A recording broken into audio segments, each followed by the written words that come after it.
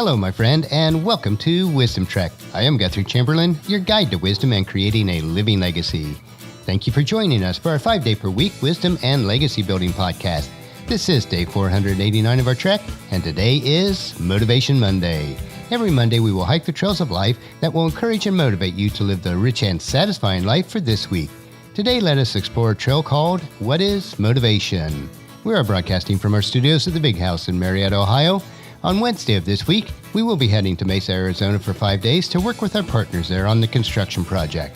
It is nearing completion of this phase, and we anticipate the first 12 townhome units to be ready to go on the market by the end of 2016.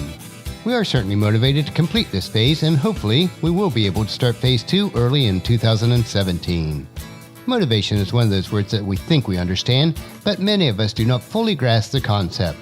Motivation is closely tied to both your ability and your attitude. As the famous football coach Lou Holtz said, ability is what you are capable of doing, motivation determines what you do, attitude determines how well you do it. And as we break camp and head out on our trek for today, let us invest time exploring the concept of what is motivation.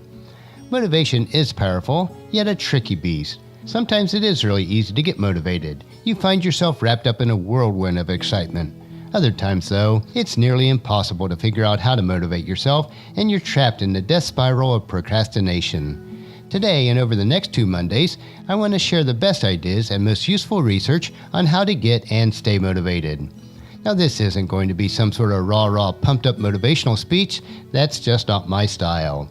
Instead, we are going to break down the science behind how to get motivated in the first place, and then how to stay motivated for the long run.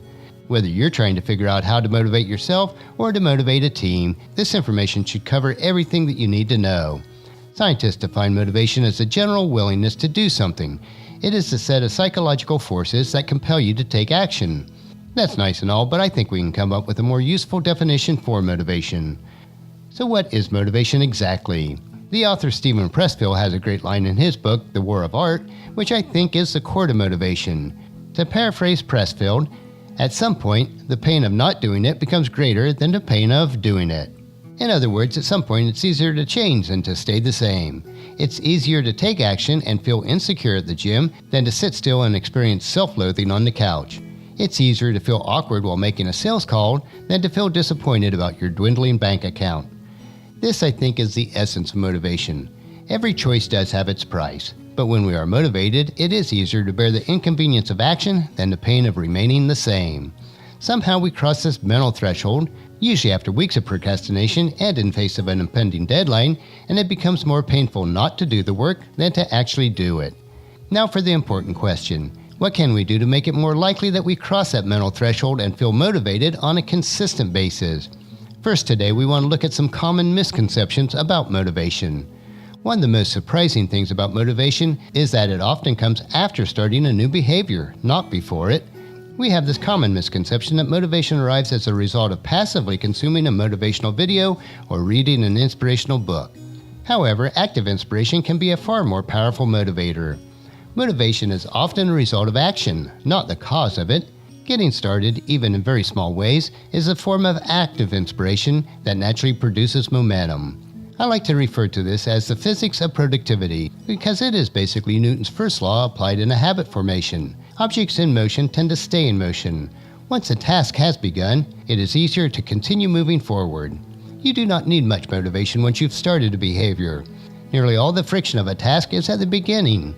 After you start, progress occurs more naturally. In other words, it is often easier to finish the task than it was to start it in the first place.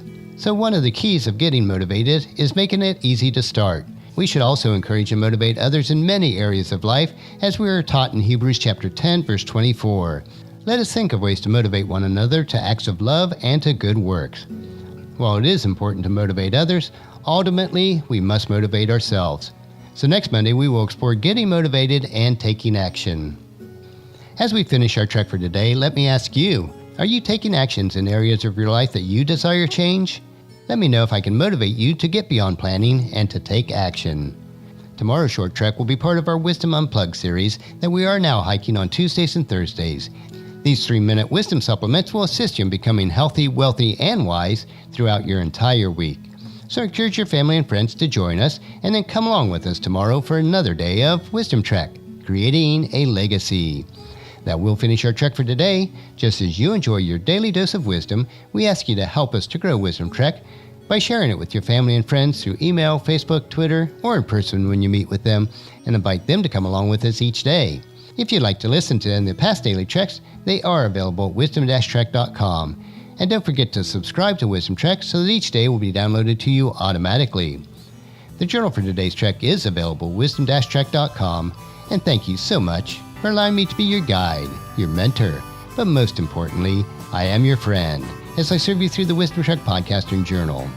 And as we take this trek of life together, let us always live abundantly, love unconditionally, listen intentionally, learn continuously, lend to others generously, lead with integrity, and then leave a living legacy each day. I am Guthrie Chamberlain, reminding you to keep moving forward, enjoy your journey, and then create a great day every day. See you tomorrow.